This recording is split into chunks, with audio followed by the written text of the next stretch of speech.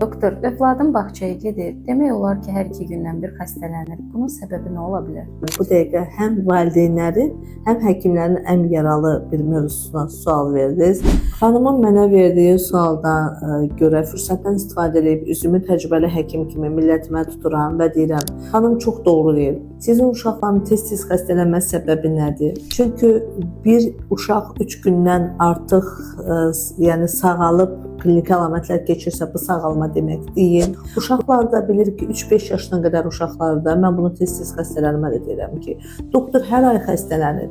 3-5 yaşına qədər, 7 yaşına qədər bəzən uşaqlarda immun sistem formalaşır.